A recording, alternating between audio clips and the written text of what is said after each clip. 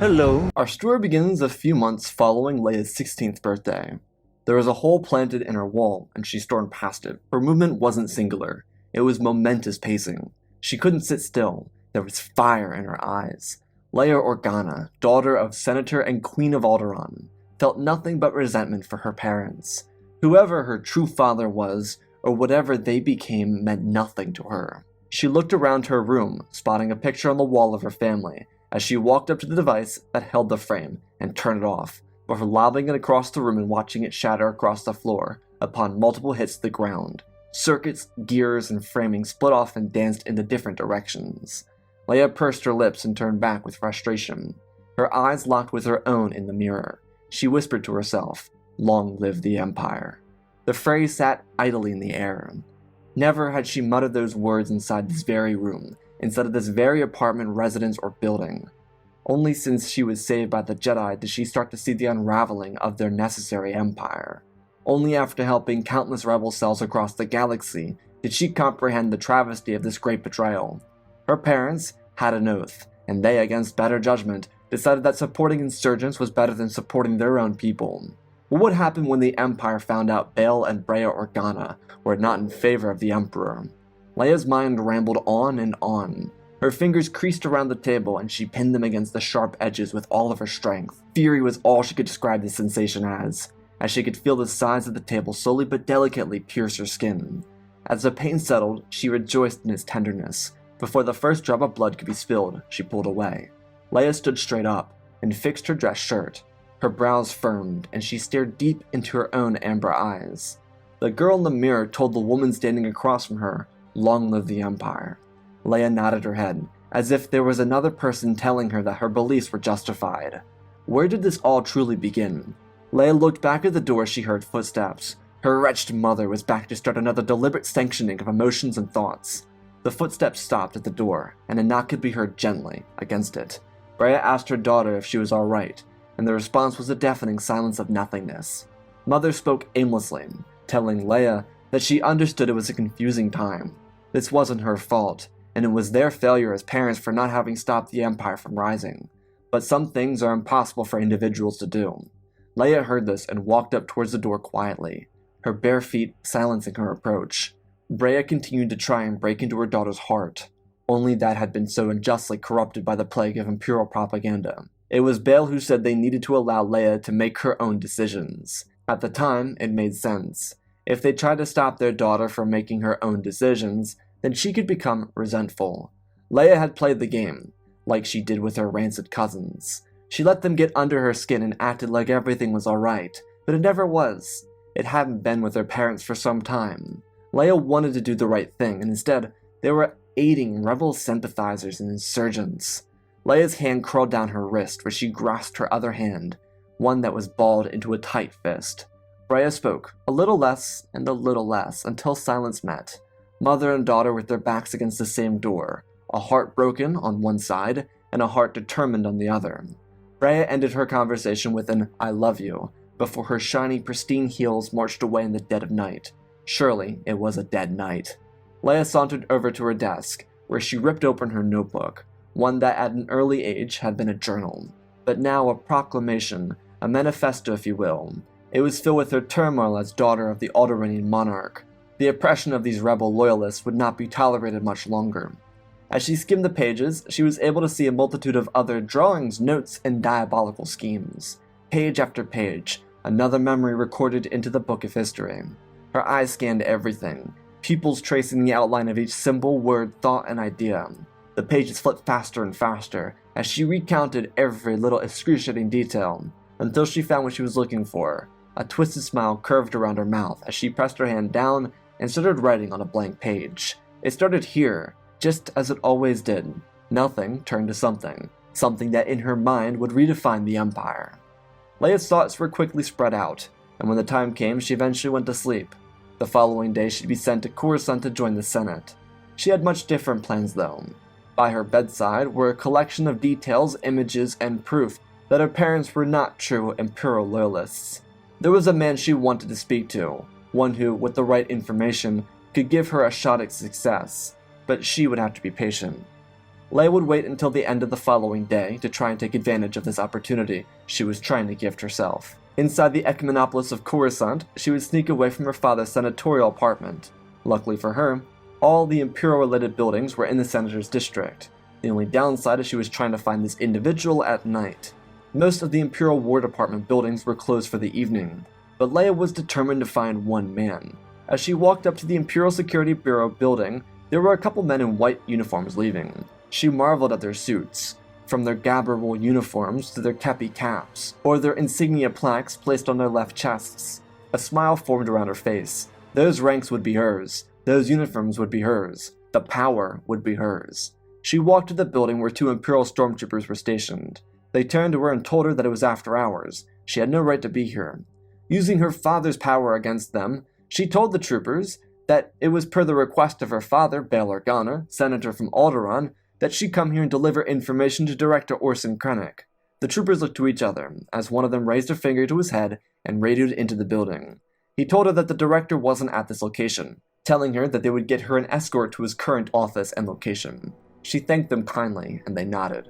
Leia's escort would take her to another building in the senatorial district. Similar to the ISB headquarters, it was a circular dome, one that was on top of a skyscraper. However, due to how the skyscraper was placed, it was more like a small stem protruding from the lower districts of the overworked. On the front of the building were the words, Department of Advanced Research. Leia walked up, and instead of 2 troopers, it was a squad with an Imperial officer in a gray uniform. He requested identification, and it was given. He asked why the senator would send his own daughter for the job, and she smiled, telling him that she volunteered.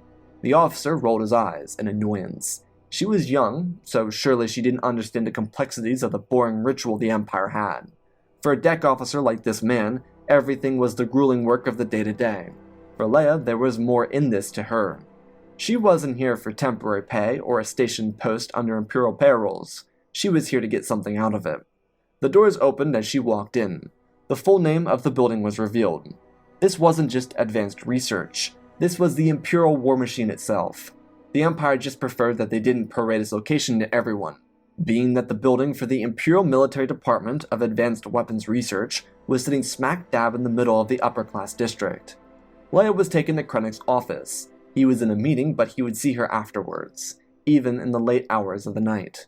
When she walked into the office, she stepped towards a pillar. On top of it was a clone trooper helmet.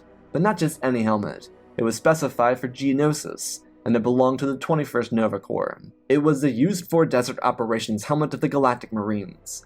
She examined the helmet until Krennic startled her by walking into the room. He asked her if she liked the helmet, and she nodded with excitement. He told her about his strategic role in the Second Battle of Geonosis, and how it was he who went back to the planet following the war to reveal new work for the Geonosians. The 21st Nova Corps was kind enough to donate this helmet to him for his work, as they saw him as one of their own, or something like that. Orson scoffed to himself as he rounded the desk and sat down. Stupid clones. He asked Leia what it was that she would like to tell him, and why it involved he, the director of the Advanced Weapons Research Department. She expressed how she'd been inspired by his work, listing off a couple of his achievements since the end of the Empire. He was surprised that she would know about all that. Typically, that went under the radar, but the flattery was duly noted. She then flipped the switch, telling him that she wanted something out of this too. He rubbed his chin and asked her what it was. Leia placed her hand on the desk, revealing a data chip. She said this had the location of every major Rebel and Alliance base in the Outer Rim and Mid-Rim. It included their trade routes, their in-operation bases, their fallback locations, fleet liaisons, communication frequencies, and even future targets. Krennic looked at her with curiosity. What could she want in exchange for such vital information? She told Krennic that she wished to get automatic placement in the Imperial Academy, with his direct oversight and the promise that she would succeed after her time inside the Academy itself. He looked at her and asked her, just to make sure they were on the same page, what she meant. She wanted to hand the Empire information in exchange for getting into a program she, especially as the Senator's daughter, should have no problem getting into. She then wanted to ensure that she was guaranteed a job in the Imperial military after graduating, so she wanted what she could already have. Leia shook her head. She wanted a position. Orson read her eyes and then realized that she wanted to have her own ranking as a destroyer captain or more. Her finger raised and pointed up after he said it. He asked with the word Admiral, and she nodded. If not more. Krennic looked down and twisted his mouth. He asked her if her father knew she was trying to blackmail an Imperial officer. She shook her head. This wasn't blackmail. This was a trade. Orson paused and then realized, oh yeah, this isn't blackmail, silly man. Leia also wanted her own troopers and the promise of the accelerated program. Krennic looked at her curiously. She wanted placement in the most prestigious program in the entire Empire. The accelerated program at the Imperial Academy was a one-year program that got new recruits in and funneled them out in less than a year. These recruits were intelligent, given real battle experience, trained extensively, and typically never faced any repercussions in the Empire. Someone that went through this program would typically reach the rank of Grand Admiral, Director, or General within a couple years. They typically use this as motivation to propel them into Moff. At least one person had so far. Krennic didn't know if he could get her in there. The program only allowed 10 recruits across the entire Galactic Empire a year. She told him to find a way to get her in. He stood up and told her that he'd be right back. He would be making some calls, because his own blood was pumping with adrenaline. While Krennic did think she was going a little too far with this thing, she was also offering him the promise of outranking Moff Tarkin. See, the information she had here was the kind that could completely alter everything for the Empire. This was their ticket to wiping out the rebellion, and it would be with Leia's information that they could eradicate this growing threat. She had everything, according to her, and if Krennic could use said information, they could both play this game as one that got both of them power. Leia knew what she was doing. She wasn't just choosing Krennic out of respect. She knew flattery would blind him. The promise of power would capture him, and the information she had would make him her puppet. Sure, the 40-year-old some director had power, but she had influence. Everything she possessed was what he needed to grow beyond a simple director, and if it meant getting Leia the promise of a future admiral role, then so be it. That wasn't much of a promise. As Leia waited, she reflected on what got her here. Why would she betray her father, or the Jedi, or the rebellion? It was simple. As a child, she, especially after being captured by the Empire, started to question everything. Initially, she blamed herself for being the one to put her parents through such trials. But then, these inner demons manifested outwards. Why were they after her? What did the Empire want with her? It wasn't a political move. If it was, something else would have happened since then, but it hadn't. There was order in the Empire. She could see it. There are huge banners draped across the galaxy. There are massive destroyers planted at the edge of planets and systems. The Empire was in full control over the galaxy, and it was clear that the Inquisitor was a loose end. What about the Jedi? Bail told one story about how the Jedi were heroes, but every other story created under Palpatine's authoritarian rule pointed to them as villains of a war. Not just that, but the rebel insurgents who, after the war was won, tried to take power for themselves.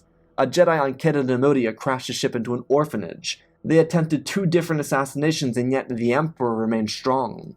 He championed those attempts in his life, as further proof to distribute his power over the masses. He was their god, and he believed that he was right to hold such power. Leia thought so too. The Empire was stronger than the Republic, and her parents, they neglected an obvious truth. First, they protect the interests of the Jedi insurgents, and then they of course turn their backs and back the rebel cells. They indoctrinate their daughter into this righteous cause, as they refer to it. The galaxy needed hope. No, it didn't. The galaxy had everything it needed, and all of Leia's initial beliefs were twisted on their head, and she started to fall for the propaganda of a madman. Palpatine used fear to his advantage. He tricked and deceived. He told people lies, and they started to believe him. And Leia, like those groomed to follow his indoctrination, believed in the Empire under Palpatine. Leia sat with her legs crossed, and her wrist gripped the other hand. Her eyes drifted to the clone helmet, and she muttered under her breath the word weak. Those insurgents were just that too. The clones fought a war, and they thought they could simply usurp their emperor. Leia's descent into Imperial belief could be seen in her journals. Slowly, day by day, each word indicated a change to her mind. There was a sense of optimism, and then it slowly became deranged. Her voided mind was a feeding ground for the corruption of Emperor Palpatine, and she let it happen. Like everyone who supported the Empire's evil regime, she trusted in what Palpatine was, and who he said he was. Palpatine was the people's champion, despite hailing from the affluent house of Palpatine on Naboo. Leia saw herself in him. She came from the upper class. She understood what he was saying. Palpatine was the hero for everyone, and she could be too. Krennic walked back in the room, disrupting her train of thought, and her eyes darted over to him. He handed her a hollow tablet and told her that they were going to plan this out together. She agreed, pushing the data she had acquired into his hands. Her eyes scanned over the tablet and read everything.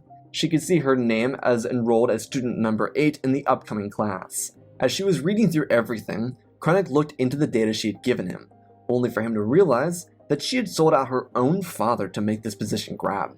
He looked to her and asked why. Her fiery eyes moved from the tablet to his eyes, and she told him that she believed in the Empire. Anything short of loyalty should be dealt with. Krennic wasn't going to play any games with her, so he just nodded his head and went about his business, getting everything set up and getting Leia personal transport to the academy. There was a secret one built on Wayland, built in the rubble of what was Mount Tantus. These 10 recruits operated in this special facility because it encouraged them to work to their hardest and be the most loyal. Leia's departure from Coruscant would be sudden, and Bail Organa would be found to betraying the Empire. His wife, Breya, on the other hand, would not have enough evidence against her to fully convict her.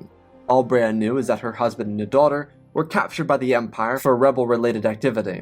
Only half of that was true, thanks to Director Krennic covering Leia's back. Her time in the academy itself, on Wayland, would be strenuous. The tests were difficult on the mind and body, and she struggled immensely with it. Having had no previous military instruction because she wasn't old enough, this was very jarring for her. Her intelligence was tested, being that she was the youngest in the class. Typically, members of this accelerated program were in their mid-20s. Everyone in her class was, and she was the youngest by a decade. But she stayed dedicated to her work. She learned proper military strategy in a crash course that all of her peers had 10 years at minimum to learn. The pressure on her to succeed was immense, and all the while, rebel cells across the galaxy were popped by Imperial fleets. If the rebels retreated to the reserve bases, they were slaughtered on the surface. An entire year of Leia's life was spent on Wayland, and that entire year saw the rebel movement deteriorate from the face of the galaxy itself. Director Krennic was able to promote himself to Moff status, simply by proving his effectiveness as a military director. His target next was Tarkin, because that rancid dog of Palpatine's would stop at nothing to make his life miserable. It was, of course, in Imperial nature to target one another when victory sat on the horizon. Inside Tantus, Leia rose above herself. While she would be placed at the bottom of her class by the end of the year, she would learn everything she needed to for the future. She knew how to be a tactician, she knew how to lead with presence, and she understood the game. See, this Imperial Academy wasn't just a military one. It was political in every sense. So few were allowed into the Academy because it forged fully loyal Imperials. It was a brainwashing camp. In an era without inhibitor chips, individual brainwash needed to be accomplished in a cult-like way. It was also told to these students that they must compete with their peers to succeed, even if that meant killing them. So Leia and her 9 peers saw each other as competition. Palpatine understood that for as long as his empire stood, there would be individuals who would challenge him. In a way to undercut these challengers, he made sure that they weren't focused on targeting him, rather each other. If they weren't looking at him, then surely there wouldn't be any problems. And this was very true. The political focus of the Tantus Academy was intended to turn Imperial officers against their own brethren, to encourage troopers who worked under them to be entirely loyal to the Empire, but not loyal to their brothers and sisters, because they could only ascend through their ranks, only if their sole motivation was themselves. For individuals like Thrawn, this was a nightmare to deal with, but it's how the Emperor ensured his power was never at a threat. Leia left the Academy, and despite ranking the lowest overall in her class, she as a 17-year-old was gifted a fleet, thanks to her friend, Moff Krennic. There was also something else that she was aware of. Due to the fact that she had vanished the same time as her father, it was believed that she was captured by the Empire. As she left Tantus to meet with Krennic inside of her new Star Destroyer over Coruscant, she was informed of her first directive. Being that the courts had found Bail Organa guilty of his crimes against the Empire, they were unable to prove anything substantial against the Queen of Alderaan. Krennic requested that she finish her first mission, with the completion of another. She understood, being that she was a princess. The new Moff understood what this meant for her. Leia could be something more than just an admiral. While a lot of her classmates ended up with the same rank, As her, some even lower, she had the opportunity to dust all of them at a significantly younger age. The power resided within her hands. Literally. Leia would therefore take her new Imperial fleet to Alderaan. Breya had feared this day would come, when her guards informed her of the fleet station just outside of their orbit. Leia looked down at her home world. She wasn't even born here, why should she care? Her hand creased around the data pad, one that held countless Imperial victories. Inside Tantus, she and the other 9 students were completely secluded from galactic events aside from the singular battles they participated in. So she had used her time from Coruscant to Alderaan to catch up on everything that had happened. With the truth revealing itself, she smiled. The rebellion was crumbling. The only foe not accounted for was General Dodonna, who had managed to slip the Empire at Crate. She, on deck, disregarded her Imperial uniform, which was very jarring for her crew. There was a dark undersuit that was a thick black uniform. It looked like something a prisoner might wear. She turned to her commander on deck, a man who had a name, but one she didn't care to learn and had no interest in learning. She requested that he cuff her, and without questioning the admiral, he followed her orders. They then made their way to the surface of the planet. When her shuttle touched down at the palace, her hands were released, and she ran from the shuttle like a helpless child. And when her mother laid her eyes on her daughter, she ran out to embrace her. Leia cried into Breya's arms, telling her that she was so scared. The Imperial troopers looked to each other as the commander stood at attention. Breya covered her daughter as the guards came to escort the princess into the palace. The queen asked what they wanted, and the troopers turned to each other as the commander informed her that her daughter was free. They were going to leave now. Weird behavior from a trooper, but Breya was so elated to see her daughter that she didn't care. As they reunited inside the palace, Leia released more tears and cracked her voice, telling her mother that she was so worried. They came in and knocked them both out. That was the last time she saw her dad. Breya apologized but informed her daughter that Bail had been publicly executed. Leia coughed heavily and sobbed more. Breya was by her daughter's side and embraced her, holding her tight, tighter than she ever had. She told Leia that she was so glad she was here. Leia asked why, and she informed her that the people of Alderaan were becoming sick of the Empire. Leia continued her sobs, nodding her head with a concerned expression written across her face. Breya told Leia that she was so glad to have her home. She wanted Leia to lead these people to Dodonna. He had been in contact with her, and they were gathering up far from the galaxy in the Outer Rim. There was a rebel base stationed inside the former cloning outpost of Boravio. She told Leia that she could go there and be safe from the Empire, for good. Leia stood up, telling her mom that she didn't want to go. She wanted to stay. Breya got to her feet and pleaded with her daughter, asking why she would want to stay. She'd be safe with the rebels. They wouldn't hurt her like the Empire did. Leia's hands firmed around her mother's wrists, and she looked up with despair in her eyes. Breya could see a switch, and it came so sudden. Leia told her mother as the cracks in her voice shifted into a stiff assertion of strength. She told her mother that she didn't want to go to Boravio because she came to Alderaan to rule it. Breya was confused as she tilted her head before a sharp pain rippled across her abdomen. Leia twisted the dagger deeper into her mother's intestines as she glared into her eyes. Breya stumbled, and Leia pushed her further and harder until her mother fell backwards. Leia told the queen that the age of her rule was at an end. There were no false leaders. There was only one emperor, and Breya had been supporting the rebellion for far too long. Leia ripped the dagger out of her stomach and dropped it to the ground. Breya pleaded, trying to understand how her little girl could become so cruel. She told Leia that she gave her everything, and her daughter nodded. She did. The world was at her fingertips, the galaxy within her palm. But that simply wasn't good enough. At least, not for the Organas. Leia explained that she would no longer keep that name. Leia would simply go by her own name, Leia. The Organas were traitors and would be labeled as such. She turned her comlink on and told the commander to execute the Queen's guards. Alderaan was once again Imperial territory. Breya's face started to grow pale, but her love for her daughter didn't die out. As she reached forward, Leia slapped her hand away. Breya's voice broke and cracked. She admired how beautiful her daughter's soul was, but it was dark, corrupted by evil. Breya had always loved Leia like her own. Before the queen could reflect on any more words, the dagger was driven into her neck. Leia didn't want to hear it. Blaster fire could be heard as the guards ran to protect the princess. When they came in, they saw her dark outfit covered in a crimson glow. Leia pointed desperately at the stormtroopers, and the guards turned around before being filled with blaster bolts. The commander ran up to Admiral Organa and asked if she was alright, and she walked up to him, wiping her blood-covered hand across his armor. and told him to never refer to her as an Organa again. She was just Leia. He looked down at his armor and then to her as she stormed out of the palace.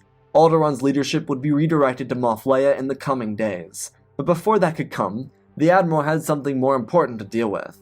She contacted Dodonna using Breia's frequency and again, cried like a child. She begged for help, telling Dodonna that her mother had been assassinated, and the good general confirmed his location, telling her to come quickly. It was the last of the rebellion, so she needed to be fast. There was a fresh transport of refugees coming to Boravio too, so she needed to hurry, because afterwards they were leaving, to hide forever. There was concern that the Empire had tracked them, and Leia promised that she would come as quickly as possible. Leia's commander would recolor his armor so that the blood smear of Breia Organa would always be a part of him. Despite Leia's somewhat condescending nature, her quick thinking and vile murder of her own mother proved to him that she was worthy of his own loyalty. The Imperial fleet under Leia's command would make its move for Boravio. Leia's command destroyer would drop out of hyperspace and beeline it for the atmosphere, where Dodonna's fleet was gathered up and the floating platforms were stationed. Once the destroyer broke through the atmosphere, its heavy cannons opened fire. Leia, now wearing her officer's uniform, pinned her arms behind her back and watched with a straightened back. She directed her deckhands to fire at the fleet, which wasn't in position to do anything. Dodonna's dreadnoughts were decently armored, but they weren't using their shields because they were docked, and they were conserving energy. So when the Star Destroyer appeared out of nowhere, they barely had time to get to the positions to defend themselves. Leia's flagship fired on the last of the rebel fleet, and the rest of her fleet waited for the refugees, and when their transports arrived, they were completely obliterated, never given a chance to surrender or even fight back. Leia's destroyer targeted the support for the Boravio platforms, and she watched rebels and refugees run for cover, look for escape, or do anything. Leia directed a wing of TIE fighters to scan the area for escape pods and blast them out of the sky. As she was admiring her own victory, her commander called to her and she turned back. They were getting a transmission from Coruscant. She walked back and saw the Emperor, and therefore she knelt. Palpatine complimented her work in destroying the rebellion, and of course, her termination of the Alderaanian monarch. She reported that she was destroying the last cell of rebels on Boravio at this current moment. He thanked her. He was very aware, before telling her that when she was finished, he wanted to see her on Coruscant personally. A rise of excitement filled her, and she thanked her Emperor, before returning to command the tail end of the Battle of Boravio. It was over. The rebellion was destroyed. When Leia reached Coruscant, she would meet a collection of individuals.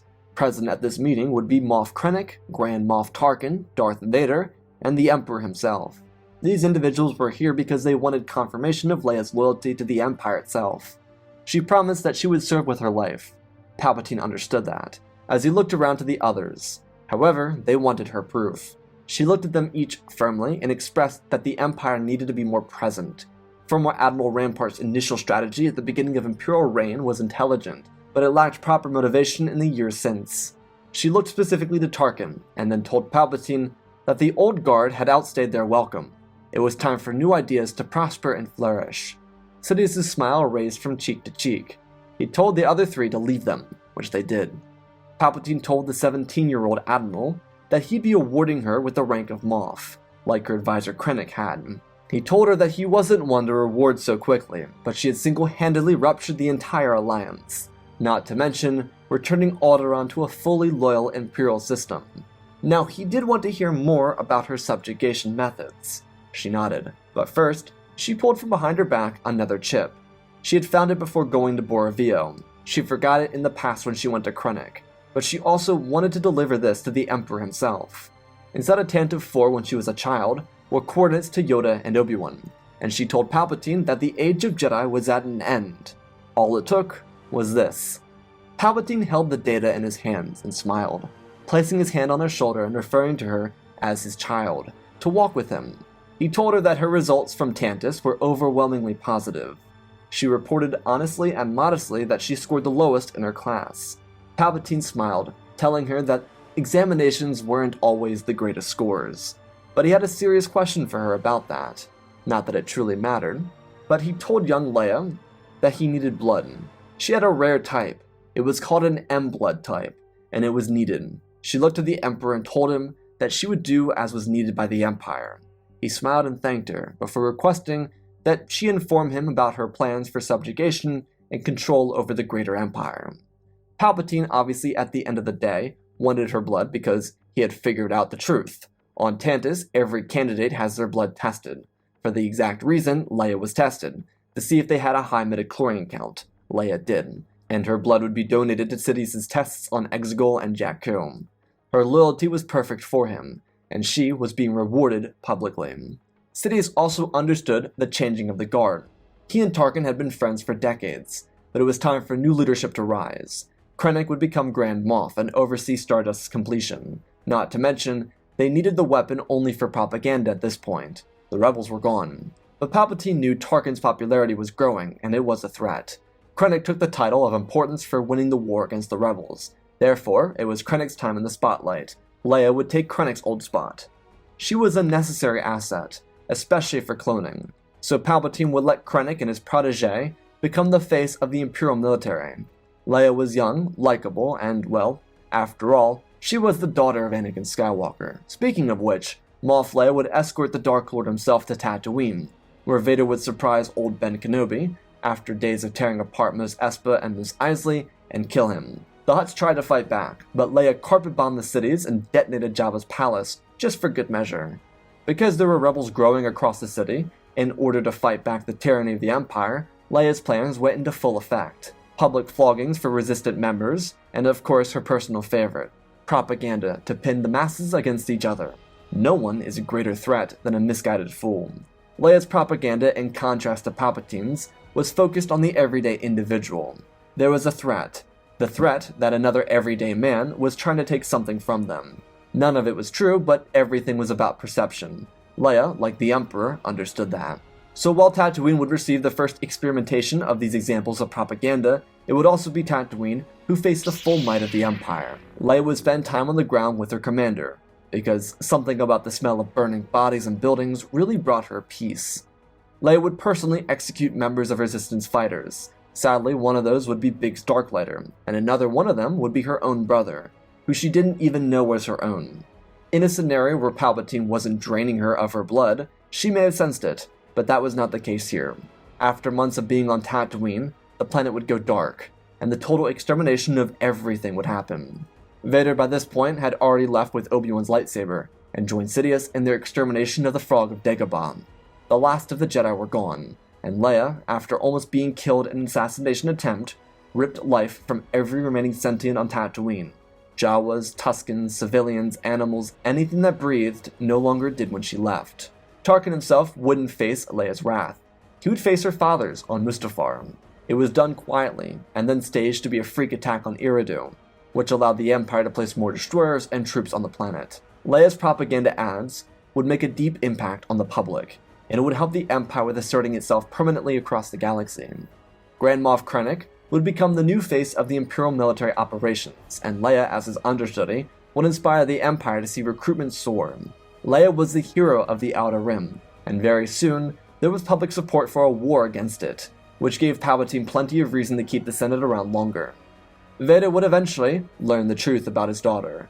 The two of them, after Tatooine, worked together on the siege of the Outer Rim. Due to Leia's popularity, she was planted as the face of the war, which did steal thunder away from Vader's name. It was during this campaign where he found out the truth, and tried to express it to his daughter, but she had been converted into a machine. She may have been fleshy and human all around, but her only loyalty was to the Empire and to Palpatine. So the thought of being family was nice and all, but she told Vader that if he was going to focus on sentimental values, rather than Imperial, then there was no reason to have him out here with them on the campaign. Vader believed that Palpatine had turned his daughter against him, and therefore went to kill Palpatine. But the story didn't end with Vader's triumph. His suit was simply built to be dysfunctional against Palpatine, and the Emperor relished in every moment. When Leia finished the capturing of the Outer Rim, she would question what happened to Vader, and Palpatine would explain that he was a traitor. He had lied to her, and as Palpatine referred to her as his dear, he was dealt with. Palpatine promised her security for as long as she served the Empire, and that would be her life's work. Leia would remain a popular face in the Empire for decades to come. She would have a family of her own, but there wouldn't be any love. Her only care was to ensure her bloodline carried on, so that her family could serve the eternal Emperor and ensure his empire's longevity. Palpatine and Leia remained good allies and even friends for the rest of her life, and it would be through Leia's own desire to maintain structure that the Emperor would maintain his galaxy for the foreseeable future.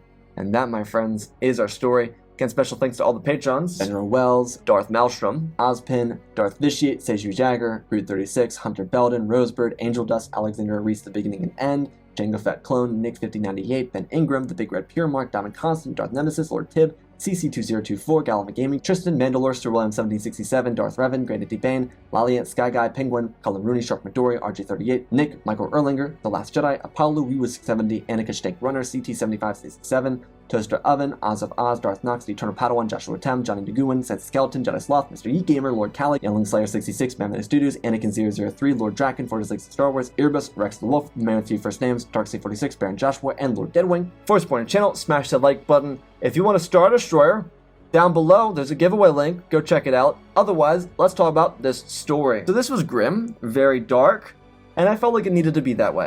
I feel like Leia just has the grit to be a lot darker on the dark side. Like, her being a Sith, I think she'd be absolutely nightmarish. But I also didn't want to go the whole Force route. We all know that they have the Force. We all know that Leia is Anakin's daughter.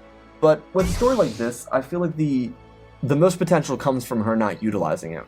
I think Palpatine utilizing her not knowing about the Force would be the most that it would go, because at this point, Palpatine doesn't need an apprentice. Everything's already set up. The rule of two doesn't matter to him. He has Exegol, he has his loyalists, he has his eternal empire. Everything he wants is right there for him. There is no need to have another apprentice. So Leia's journey is all about her misinterpreting the events of her time in the Kenobi show. All of what she experiences, she starts to see negatively, and it starts to build differently because she's inspired by propaganda to see the Jedi as something they're not. And it's through propaganda that Palpatine ends up turning her into this vile monster. So I hope you all enjoyed the story. I love you all, spread the love, and always, my friends, may the Force be with you.